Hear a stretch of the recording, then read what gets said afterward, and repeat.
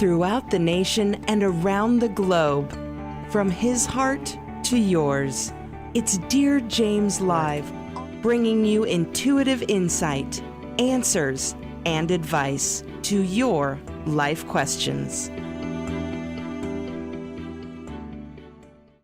Hello, beautiful soul family, and welcome to Weekly Wisdom and Insights, your home for spiritually guided transformation and empowerment. I am your host, Dearjames, and together with the unseen, Spirit, Source, and Symphony, we look at the current energies, receive the intuitive wisdom and guidance, and we go as guided.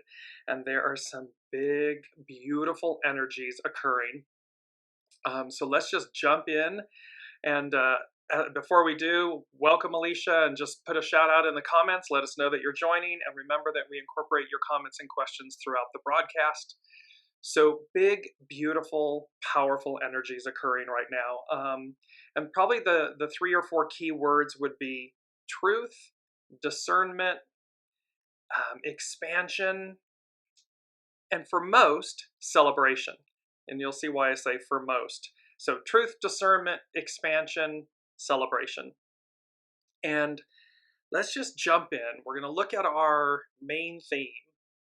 I'm going to bring it up here on the screen. And our main theme is power plays hyphen power moves. So it's power plays, power moves. Expect the unexpected. And note that there is this hourglass with green sand, and green representing the color of abundance and everything. And it harks back to, for me, it harks back to Wicked, where she is, of course, painted in green face and everything. There are these aspects in place because a lot's happening with Jupiter, with Venus, and also with tomorrow. All of this, there's so much happening tomorrow and then on Saturday. And tomorrow is the Sagittarius full moon. So we have these full moon energies. And this, let me just go to it really quickly because it's number 5 from the unseen. So power plays, power moves, expect the unexpected. And number 5, which denotes change, and the unseen said reset, hourglass moments, time is running out, advance. And so there's this energy. Welcome, Ava. Welcome, Colleen. There's this energy about this is a reset moment. This is like everything we've been waiting for and more. We've been waiting and waiting and waiting. And so there's this reset, hourglass moments, time is running out, advance. And the time is running out is about, again, we've talked about a lot of this, about this a lot on this journey. And where are we lining up? Where are we aligning? Where are we stacking up? And time is running out, meaning, like the time to recover, the time to excel, the time to advance, the time to move forward, the time to align. And yet there's all this auspicious energy. So let's take a look. Let's look at the main energies first. It's, of course, a 5, nourished while waiting, patience. You'll note that it's the 22nd. It's the most powerful master number is 22. So we basically have double 2s, and then it's an 8 year, so it's the uniting, unite. But the 5 and the 22 and the 8 become a 35, which is about enlightened progress. It's about progress and our enlightenment, or enlightenment through our progress. And then the 3 and the 5, of course, becomes an 8. So we have double 8s, we have double 2s, and of course you never reduce the 22. It is the master powerful number. And so there's this, again, this energy that you will see, and let's just move right into the astrological influences of truth and expansion. Truth over fiction. Truth. Not alternate realities, but the truth. And then how that truth expands us, liberates us, frees us. And so take a look on Monday. It was on 5:20 on Monday. The sun enters Gemini, 0 degrees. This is another key point you're going to see with these energies.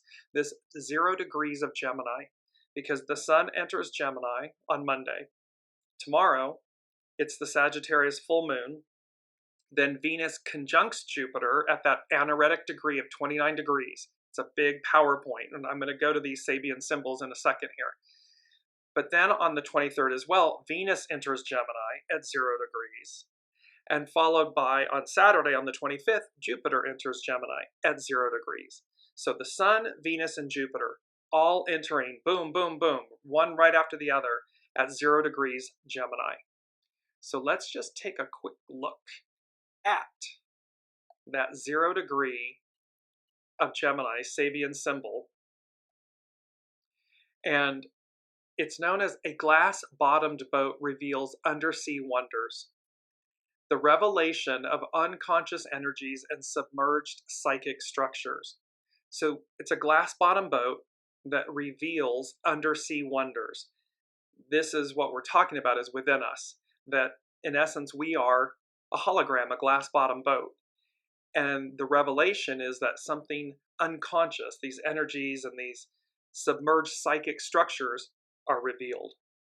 Within the relative security of a boat, an individual person can learn to be aware of the as yet hidden contents of humankind's collective unconscious. Provided this boat, that is to say, their ego, that separates them from the collective planetary psyche of humankind, of mankind, has been given a glass bottom. The conscious mind must have become, in part at least, translucent. So again, this migration from ego, mind, personality leading to soul source connection leading to the soul leading. This translucency is not direct openness. The window of the mind remains closed, but through it, the individual can become aware of the outside. Here, outside means the psychic depths below the normal level of consciousness. So what this symbol is talking about is the fact that while the translucency isn't direct openness, meaning it's just wide open, there's still, quote unquote, a veil. We do have the ability to discern, and that's another big word, truth, discernment, expansion, that there are psychic depths within us, and thereby we're able to reveal them, experience them. And this symbol says, at this first stage of the discovery process, one can only speak of vision. So it means we will see things that we can see, but not necessarily identify. The feeling is one of wonder. I did not know this could exist.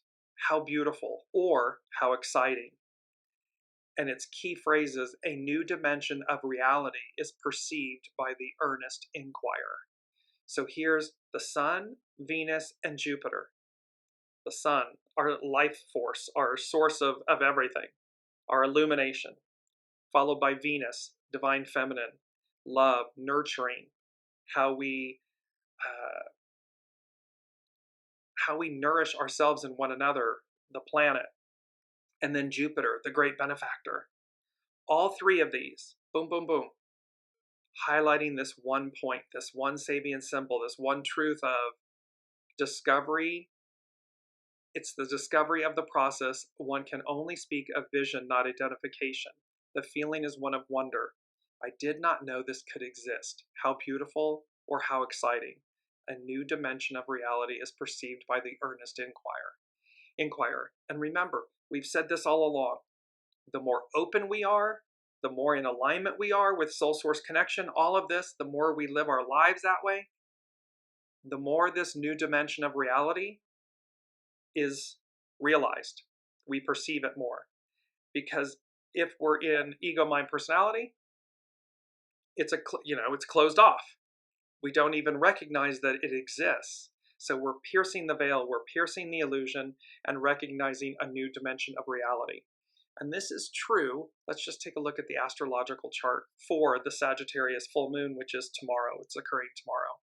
And look at the beauty of the fact that this, and you'll see in the inner circle, you see the blue lines, and look how they look like an hourglass. And the key points of that hourglass down at the bottom left is the moon. You move over to the right, it's Pluto. You kind of move further up to the right, it's the lot of fortune and Neptune. And then you move all the way to the top left, and these are the blue lines that shape or identify, outline the hourglass. And of course, it's the Sun, Venus, and Jupiter all conjunct. So there's this auspicious energy that is occurring, and it's after, so April and May, all of these energies, the eclipses, I mean, there's just so many astrological influences that have been compacted into April and May. And this is that final, that burst, where we've talked about crossing the threshold. We've talked about finally realizing our rewards. And it's number 3 from the unseen. And they said, rewards and consequences, living the dream or the extreme, and then fate. So what this is talking about is power plays, power moves, expect the unexpected. So people, places, things, again, micro to macro, we can expect, and power plays and power moves, it has a negative connotation per se, but it's not. So yes, it can be that we will witness that from a shadow aspect, and certainly, on the macro. However, it also is that power plays and power moves can be that it's initiative and somebody surprises us with, an offer, or, they reach out of the blue and contact us, or, different things can occur, and that they will feel as though they're a power play or a power move. And that it then ties in with the rewards and consequences, living the dream or the extreme. So again, if it's a power play and it's an extreme move and it's a shadow element, and then it's tied to fate. So both of them are tied to fate. So whether we visualize or receive it as a positive or a negative, everything's divine and neutral, but we can experience or we can witness it on the world stage. The moral of the story is that expect the unexpected. Expect these power plays, whether, beneficial and positive, or whether it's shadowy negative, that they will occur. We will witness them, experience them. And that in that essence, because it's number 3 from the unseen, it's either a reward, and we had the Sabian symbol a couple of times, the reward to the faithful. So there's rewards and consequences. It's kind of like light and shadow. Living the dream, light, or the extreme, shadow. And that everything's faded. It's all faded. So however it shows up for us in our world, in the macro, or in our individual lives, the micro, it's going to be dependent on those things. And it's going to be unexpected. It will come out of nowhere. And you can see, my cheeks are, I'm smiling from the inside. There's this sense of the fact that it is more about rewards than consequences per se, and more about living the dream than the extreme.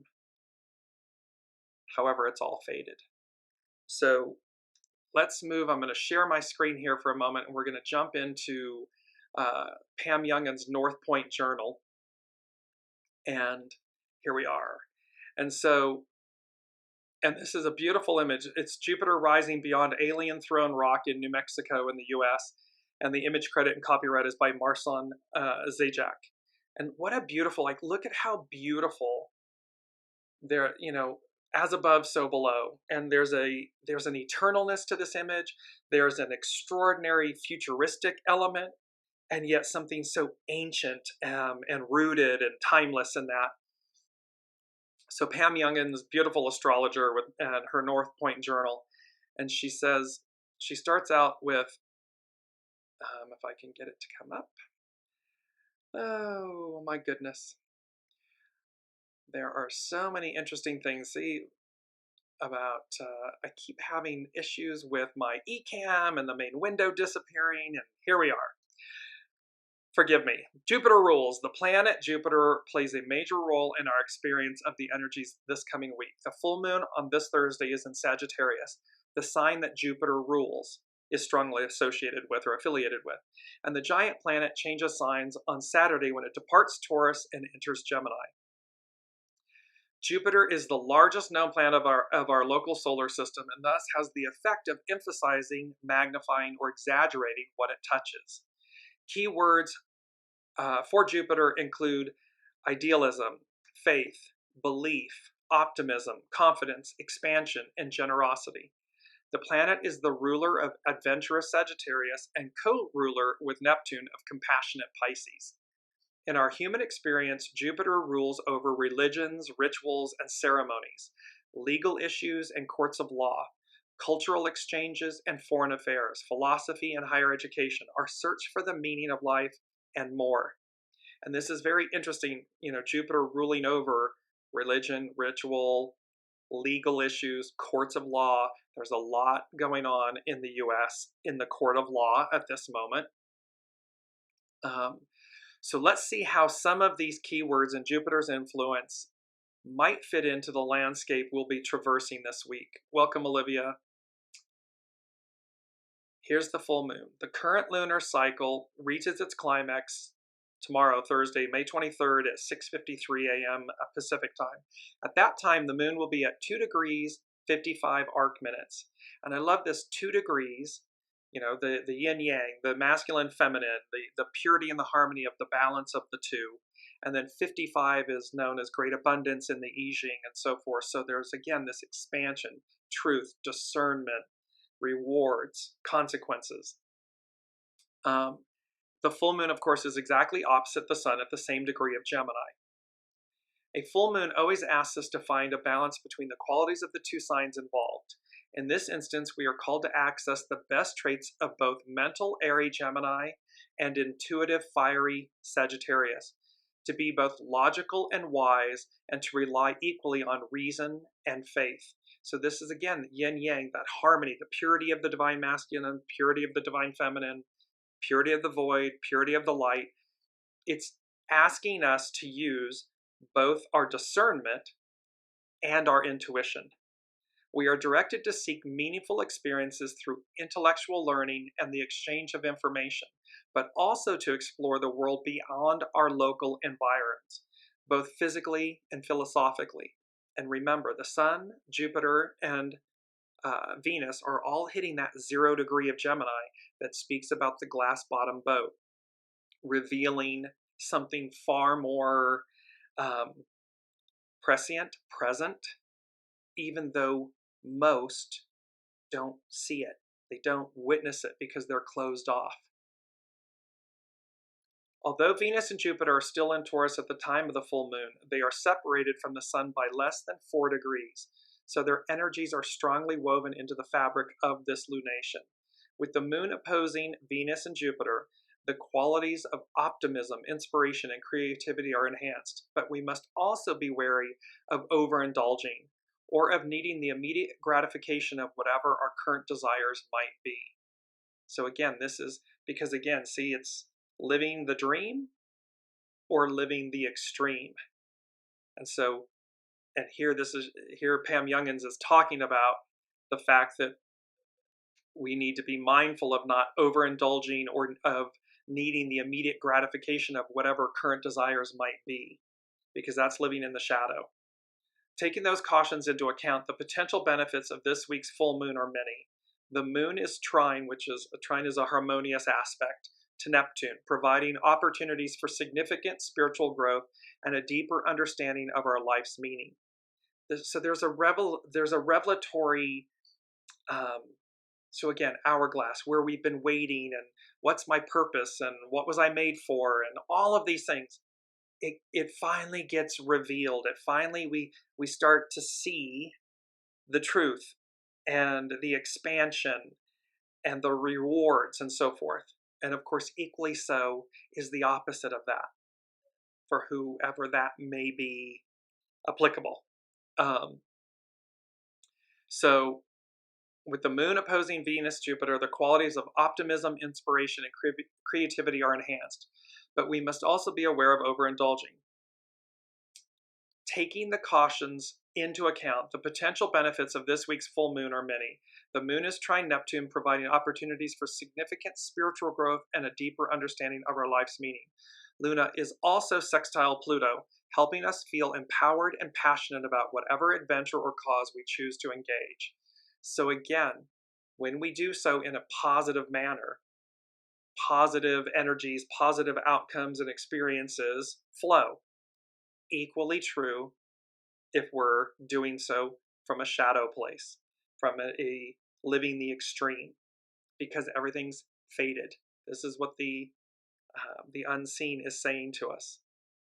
And then again, we have Jupiter's ingress into Gemini. As it travels through the zodiac, Jupiter spends about 12 months in each of the signs. This Saturday, May 25th, the giant planet completes its year-long transit of Taurus and enters Gemini. Jupiter expands, magnifies, and increases our awareness of the areas of life related to the sign it is moving through. Over the past year, while the planet has been in earthly Taurus, we've felt a strong emphasis on values, on financial concerns, freedoms, hopes, dreams, and wishes, and on the physical and material aspects of our shared life experience. While Jupiter travels through Gemini until June 9th, 2025, we can expect the collective focus to shift to communications and the dissemination of information. She says, as if the news cycle isn't already active enough. Among the strongest issues of this year, Pam Youngins foresees a growing discussion about what is fact and what is fiction. This may be due to the increased use of artificial intelligence to create both words and images. And it's to remember, let me just come back here for a second. Remember, we have discussed many times, and this is certainly, it's Age of Aquarius and communication and so forth, and how artificial intelligence, everyone thinks it's the end-all be-all. It's not. It will never, never, never, never supersede original intelligence. Original intelligence is soul source connection. Original intelligence is what we are made from, created from. We are the custodians of. Everything that we experience in life on Earth is from original intelligence. Artificial intelligence being one of those aspects, one of those creations or abilities. And so it is to remember, can these things assist humankind? Yes. But they should never be at the supplant or replace what is original, what is native. And that is a huge task for us as human beings, 8 billion souls on the planet, because ego, mind, personality, we're coming off 2,000 plus years of patriarchal, divine masculine, ego, mind, personality driven life. And the worry, the concern is that we, quote unquote, air quotes, we think that artificial intelligence is going to save us or is going to somehow advance us in miraculous ways. But that means that we are forgetting that it's original intelligence from which it emanates. Its source. It's the unseen. It's higher hand. God, Allah, Buddha, higher hand. That is original intelligence. That is how artificial intelligence is made possible. It's not the other way around. Or it's not that artificial intelligence lacks original intelligence, meaning somehow we humans have done this. We humans who still can't even explain the Great Pyramids and other features of antiquity, and in the most advanced state, we still can't explain it. Science still can't explain it. We can't replicate it. So how would artificial intelligence be greater than original intelligence? Okay, moving on. Coming back through to share my screen again and finish up with Pam Youngin's North Point Journal. She says, over the past year, while the planet has been in earthly Taurus, we felt that strong degree about physical aspects and material aspects and so forth. So now we're in this new cycle. And she says, among the strongest issues of this next year, she foresees a growing discussion about what is fact and what is fiction. This may be due to the increased use of artificial intelligence to create both words and images. But this theme will also be magnified because we will be deluged with very loud and quite disparate opinions about what we should think and believe. Patriarchal, matriarchal. We're shifting. One wants to advance, a portion of humanity wants to advance, the other portion is clinging to the old. And she says, in other words, the volume will be turned up, which can make it hard for us to quiet our minds enough to think clearly. As a result, this Jupiter in Gemini year will teach us to use our higher wisdom and intuitive knowing to discern what is true and what is real, to know what is live and what is Memorex. And that's an old commercial that she's harking back to. Is it live or is it Memorex? Original intelligence, artificial intelligence. We will find that it is no longer adequate to rely only on our minds or on logic and reason to discern truth and to explain our world. Because, again, as we shift and we move forward, the first thing the unseen said was truth and discernment lead-guide the way. So this is all about truth, discernment, expansion, rewards. That's the positive. That's the pure and positive of the story. The other half of the equation is that truth and discernment lead and guide the way. There's consequences. There's living the extremes. There's clinging to the past, and all of those things are they're faded. So no matter which side you're lining up with, we're going to experience this. And there's a reset here because it's an hourglass moment or moments, and that time is running out because ultimately we advance. That's just the big and short and tall of it. So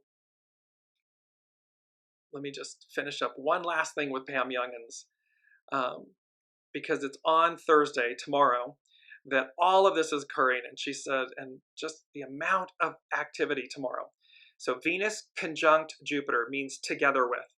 The alignment between Venus and Jupiter is often a good time for a new beginning in the areas of romance, the creative arts, and financial matters. We are hopeful and excited about the possibilities and feel able to trust our hearts. With the two planets in the very last anaretic degree of Taurus, and that's that very powerful, both when it's at 29 degrees and when it's at 0 degrees, it's very powerful. Developments in these areas may feel especially faded now. There's that word, and this came from the unseen, and here's Pam Youngins reiterating it. Venus sextile Neptune, Jupiter sextile Neptune.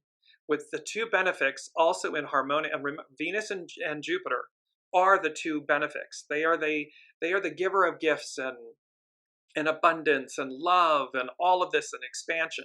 So these two benefics also in harmonious aspect to Neptune when they align, we feel very much in the flow, and we are able to handle relationship matters with compassion and understanding.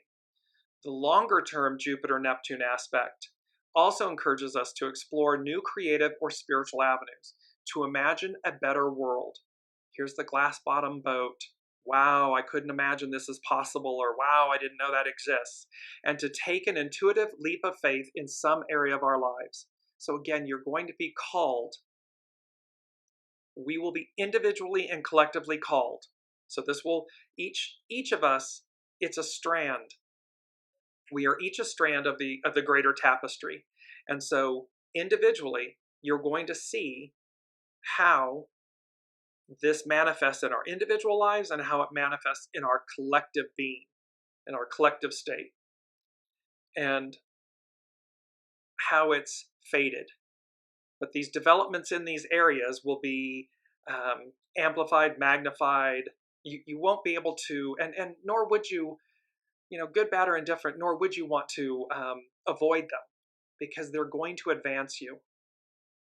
So Venus sextile Neptune, Jupiter sextile Neptune, these two great benefics, they are going to see how you'll be called for a leap of faith. There's an intuitive leap of faith. You'll just know what's right. You'll know what to do and when to do it and with whom to do it and where to do it. You'll know. And this leap of faith, meaning you will have to kind of like gulp okay, and follow through. The full moon, it peaks at 6:52 tomorrow evening, Pacific time, when the moon is at 2 degrees 55 arc minutes Sagittarius. This lunation brings to light new insights about our hopes and dreams, beliefs and values. So again, it's going to amplify and magnify that.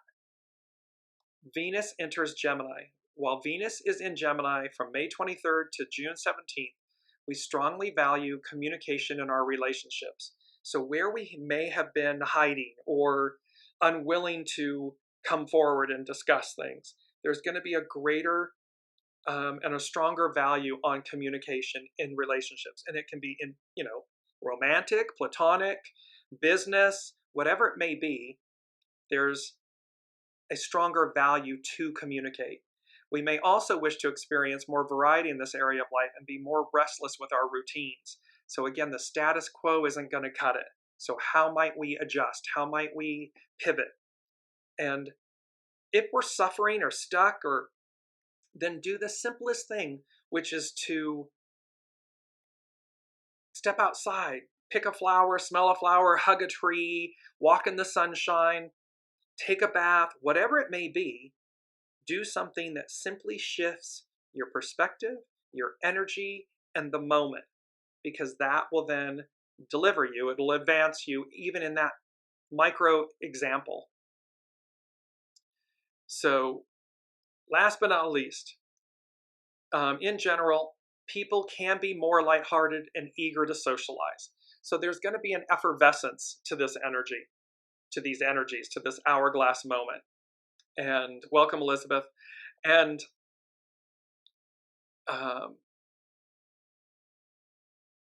there may be, Olivia's just saying the closed captions may have disappeared. Again, it may, between the live stream and eCam, there may be something that's occurring in that way. So let's continue on, because number 2 from the unseen is, they said, no turning back. Expansion at its finest, at its greatest. And then they said peak performance. And that peak performance was from last week. And it was talking about drivers, start your engines, and this go, go, go.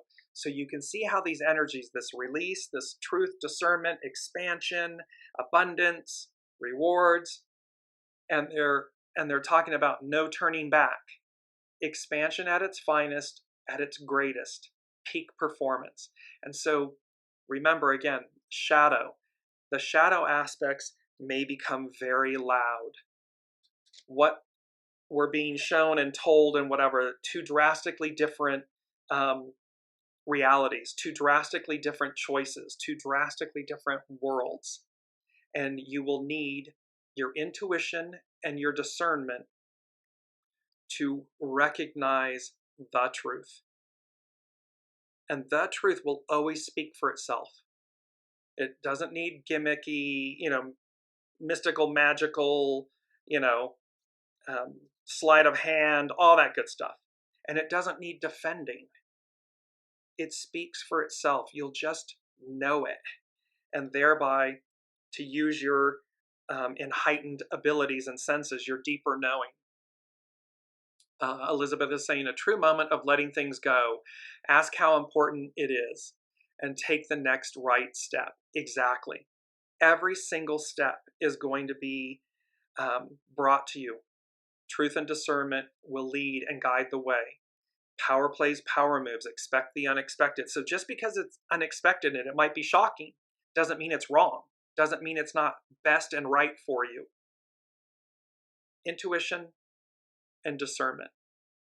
Because there's no turning back. Expansion at its finest and greatest. Peak performance. Drivers, start your engines. Go, go, go. Looking at, I want to bring up our mantra because it's so beautiful and it's so important. I nourish my uniqueness. And you see this beautiful pink heart and kind of pink flowers. It's an abstract image. And then all of this just imagery of the greens and nature and humanity. You can, if you really study the image, you'll see a lot in it.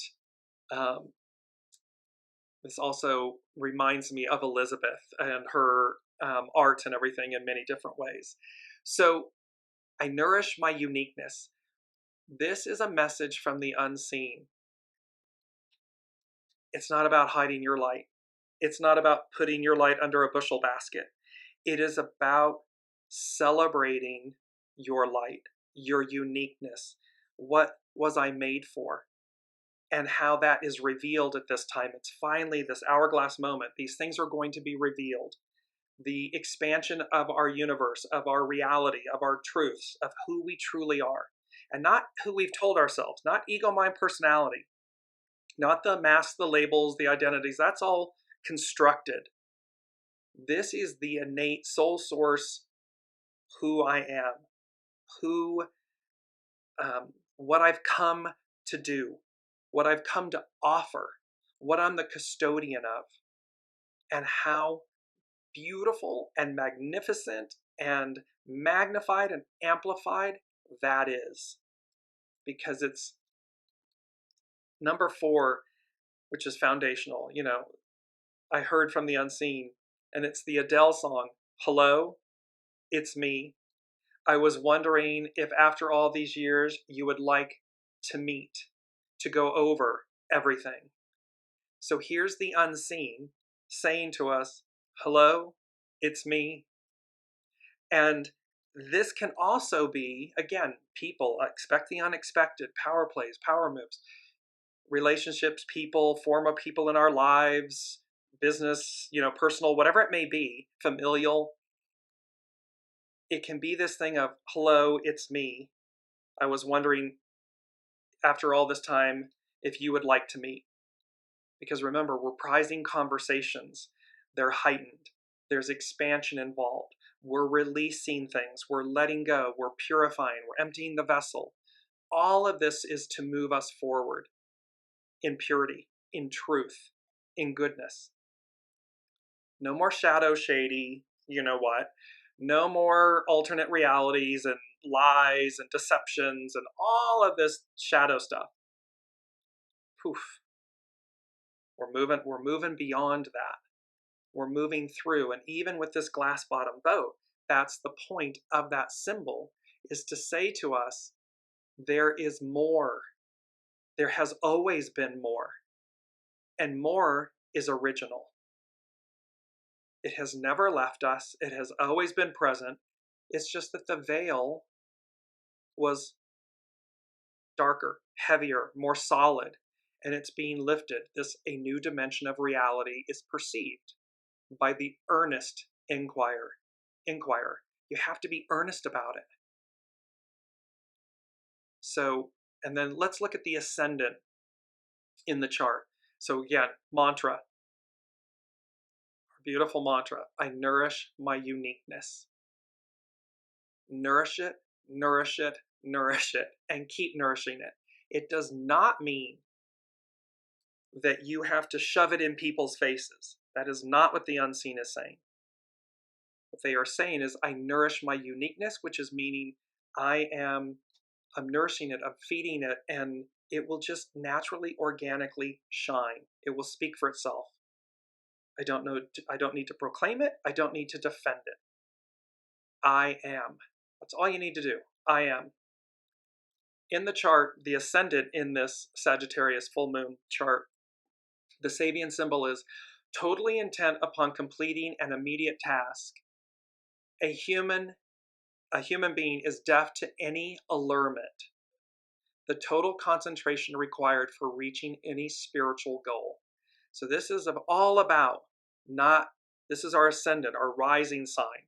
And this is all about not being led astray.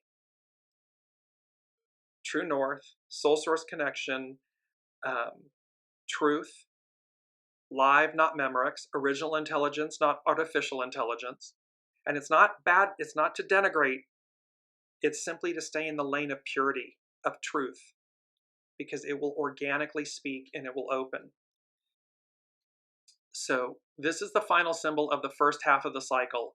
In the year cycle, the fall equinox is now at hand. It's the fall in the southern hemisphere. Autumn begins. Through spring and summer, many ways and byways have been experienced. The last message of this hemicycle of individualization, so this whole cycle is about individualization, is that on all decisive occasions, what must be done has to be done so intently that no outer voices can penetrate the mind, still less the soul. So we're advancing. Rewards, living the dream. It's fated. There's unexpected power plays and power moves. It's going to truth and discernment lead and guide the way. And nothing can penetrate that. It's to stay, it's fortitude, it's perseverance and fortitude. The neophyte stands at the gates of the sacred pyramid. There is only one step they can take ahead, or they are lost. So when we don't stay focused, and when we don't walk the talk, and when we don't do the works, we can get lost. And there's plenty of example on a magnified scale, which is the unseen is telling us is going to occur. So again, it's like as loud as the rewards and living the dream and everything and the advance occurs, so too equally loud the shadow, what's crumbling. They're all being amplified and magnified because it's fated. It's like this big crescendo. This is the culminating step, the decision that results from a myriad of small choices.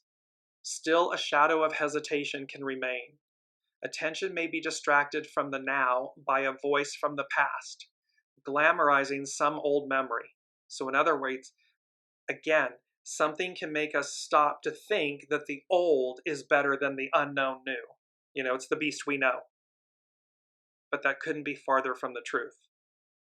Because the beast we know is from the past. It's an illusion. It's a perception. It's a judgment. And while what's in front of us is unknown, so it's a little intimidating or scary, and we might be nervous, expect the unexpected, there's a point about holding true to it. The outer doors of perception and thought must be closed, so the soul can complete its conquest of illusion. See, it's the soul triumphing over illusion, over ego, mind, personality, illusion. Because the soul is what's eternal. It's what we come in with, it's what we leave with, it's what lives on, is the soul. And so here, this symbol, the outer doors of perception and thought must be closed so the soul can complete its conquest of illusion. Because the soul knows. The soul will never guide you astray. It always knows true north. And with this, there's a moment here, because number 5, this reset, hourglass moments, time is running out, advance. We want to advance towards what the soul, original intelligence, soul source connection, what's eternal, what's true. What's true. And again, we'll know truth because it speaks for itself. Here, the Sabian symbol for the moon. 2 men playing chess. The transcendent ritualization of conflict. And what's so amazing about chess is that it talks about the fact that in chess, the complex types of energies, which in their togetherness constitute a human person, are symbolized by 6 kinds of pieces. The king, the queen, bishops, knights, rooks, and pawns. And the struggle between light and darkness, the yin and the yang, is ritualized, ending in most cases with the checkmating of the king, the ego, the conscious self. The most important piece in chess is the queen, because it represents the divine feminine, it represents the soul, it represents the soul source connection, and thus it triumphs. Checkmate, it triumphs over the ego conscious self. And so again, we need a healthy ego mind personality in service to the soul. This 3rd stage symbol deals with conflict, but at the level of group culture and psychological symbolization. It brings to the objective consciousness the basic realities in interpersonal play. So this is how we're within ourselves, how do we deal with the divine masculine, the king, and the divine feminine, the queen, within ourselves? Do we choose ego, mind, personality over soul source, connection, intuition, the queen? Or do we choose the queen and align the king in service to it? Big piece here.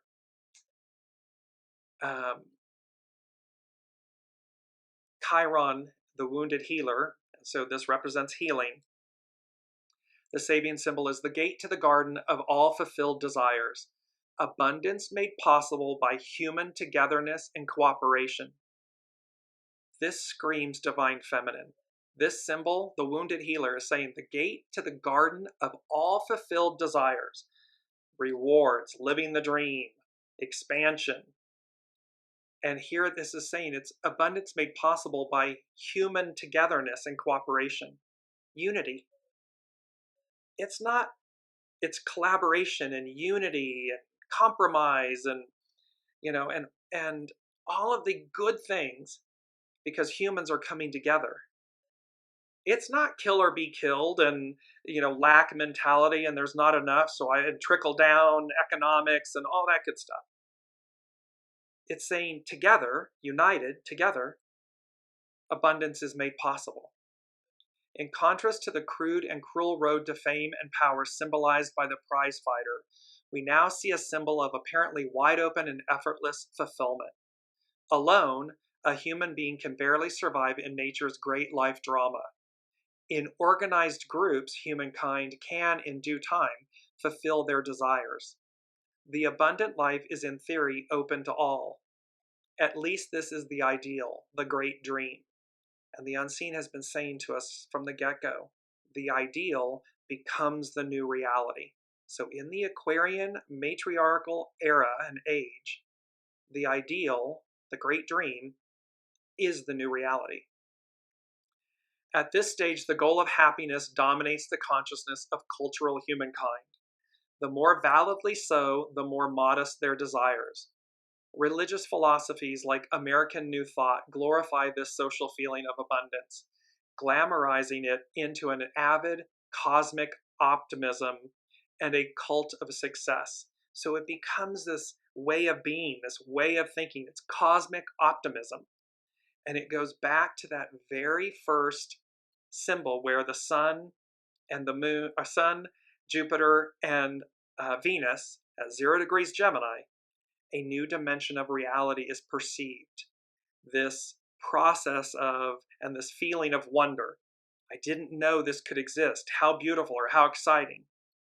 I mean, because again, in reality, here we are, and it's like, it looks like everything's going to heck in a handbag, so to speak, as though everything's going backwards, and yet it's not. That's an illusion. But it has to crescendo, it has to come to the peak moment for it to collapse. And that's why this wounded healer, Chiron, is saying, see, it's cosmic optimism. It's what's to come. And I want to jump very quickly because I want to bring in our two quotes. And so this is, it's hexagram 35. Sorry, lost my train of thought for a second. So hexagram 35, and it again is about the beauty of going up here. It's the progress, it's enlightened progress. And so, and what's interesting is its underlining cause is number 5, nourishment while waiting, this patience. And so here we tend to measure strength in the same way that we view force. Force moves bodies and is always creating a reaction. When we push on something and cause it to move, we will also be propelled backward by the force we have exerted. Strength is the power of the weak or yielding, when energy radiates without force. And here's our first. Force can exhaust energy. It's our first quote. Force can exhaust energy, but strength grows exponentially. So again, strength is internal. It's quiet. It's like the truth. It's empowerment. It imbues us and fortifies us with strength, not force. Strength is divine feminine. Force is divine masculine. So strength is the power of the weak or yielding when energy radiates without force. Force can exhaust energy, but strength grows exponentially. When you can become yielding, all energy that is no longer wasted in defending yourself against events out there fortifies strength in here. So again, when you can become yielding, all that energy that you're exerting to defend something or to hang on to something or whatever, it's wasted. But when you become yielding, it's no longer wasted because it fortifies and strengthens you internally. Becoming supple and strong, you achieve progress. And this is hexagram 35 from Carrie Hone at cafeosol.com. She's brilliant. I absolutely love her interpretations and readings of the hexagrams. She goes on to say, strength is not measured in how you overcome others, but in how you overcome yourself. So strength is not measured, and this is our second image, and I love this image. So the quote is, strength is not measured in how you overcome others, but in how you overcome yourself. And there is both the Tree of Life mandala to the right, and then there's this lone dandelion. And the beauty about the dandelion is that, of course, when it's first sprouted and everything, it's the beautiful yellow flower. And then over time, as it transforms, it becomes the white, powdery, fluffy head.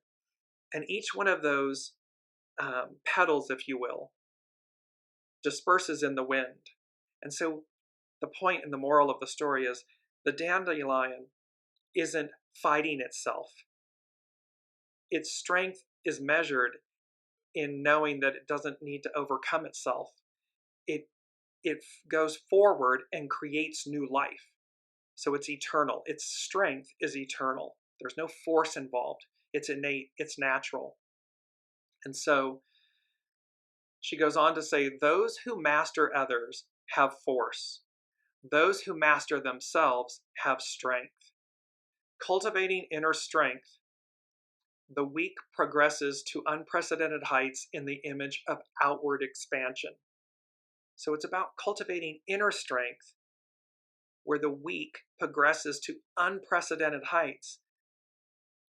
Power plays, power moves, expect the unexpected, these rewards, this expansion, this hourglass moment of opportunity, this reset. And it goes to number 6 from the unseen, which they said miracles when you least expect them. Sun all around. And this beautiful image of the sun card, which is from the Luminous Tarot by Brigitte Ashwood. And it's just radiating this. And they're like, miracles when you least expect them. Sun all around. And then they gave me This Is My Now by Jordan Sparks. And just a quick lyrics. The song says, there was a time I packed my dreams away, living in a shell, hiding from myself. There was a time when I was so afraid, I thought I'd reached the end. Baby, that was then. I am made of more than my yesterdays. This is my now, and I am breathing in the moment. As I look around, I can't believe the love I see. My fears behind me, gone are the shadows and doubt. That was then. This is my now. And so with hexagram 35, it's all talking about inner strength, inner empowerment, and how that which appears to be weak or yielding is actually the most powerful. And it's in that sense that it takes us to unprecedented heights and outward expansion. She concludes with, Chin, which is hexagram 35, is the image of birds taking flight as the sun begins to rise. It happens naturally, day after day, without great ceremony. It is what they do. The spider portrays the proper relationship to life. They build their web and simply wait for life to bring them nourishment. They do not contend with anything and are unconcerned with what has not landed on their path. See, they're not forcing anything. They're innate. It's natural. There's strength in the fact that they created this web, and then they innately know to allow, to be open to receive. Like the dandelion here, tiny seeds too portray the progressive power of the weak that is accomplished through movement and stillness. They don't force anything. The wind comes about and it blows the remnants of what was yellow, is now puffy and white with the little seed head, moves it forward. Movement and stillness. It is their nature to grow intricate spikes that will attach to the fur of passing animals or into the seeds of lawns and so forth. Observing the myriad of ways nature achieves reproduction shows a tapestry created without prejudice. To follow life, you build your foundation by cultivating whatever unique qualities life has given to you. I nourish my uniqueness. So let me just repeat. To follow life, you build your foundation by cultivating whatever unique qualities life has given to you. Your soul came in with everything that you are, exactly what you need, everything you need. These unique qualities that life has given you, that your soul has given you and brought in, chosen. You can then embrace the wondrous things that life brings to nourish your uniqueness. You have the opportunity to bring light to others in their time of darkness. Regardless of the situation, all things are progressing as they should. It's fated. And so, hexagram 35 and this progress, enlightened progress, and how strength, not force, strength, celebrating, nourishing your uniqueness, and allowing yourself to be the conduit, be the vessel that allows this purity to move through it. Because we are the custodians of source, of this divine human experience. Each one of us, each comprising a strand, a petal, a snowflake, a flake. And it's how we harness that collectively that expands in this moment and amplifies in this moment. And it is the way forward. It is the new. And so with that, there's number 7 from the unseen. It was the single word, rebound. And I sat with that for a minute because, again, it can have like, oh, it's a rebound relationship or something. It can have a negative connotation. And yet in this instance, so I sat with the word for a minute, and literally what they were saying, and I looked up the definition, and rebound, to come back from a slump, to spring back as from a sudden impact, an upward leap or movement. And here Pam Youngans was speaking to the fact that there's this leap of faith. There's a moment here that, and you see me smiling, there's a moment here that is so auspicious. We need only show up. Show up, open ourselves to receive the rewards, living the dream. These unexpected moments, embrace them. See where they take us. See where they take you. And then in true the unseen fashion, and in true, soul source connection spirit, share them, be them, radiate them in a way that we collectively win. We collectively receive. We collectively advance, because we've experienced the divine masculine, the patriarchal rule, the capitalism of it, the division of it, the divide and conquer, the oppression and suppression, and those are the shadow elements of the divine masculine, ego, mind, personality, and so forth. Yes. because the purity, the alternate side of that is the Mars aspect, which is the creative force aspect, which is to initiate change, to have the courage and the drive and the fortitude and to harness that original intelligence. So now we're going to harness that original intelligence, which is divine masculine. It's Mars energy, it's creative force. However, we're going to do that through the divine feminine, the receptive force, through strength, not force, through unity, not division or hierarchy. We're going to do it so that it's like the very best of the best of the best of us. And we witness the very best of us, humanity, in when there's catastrophe. Like you see the world come together in those moments. And you see the very best of humanity come forth.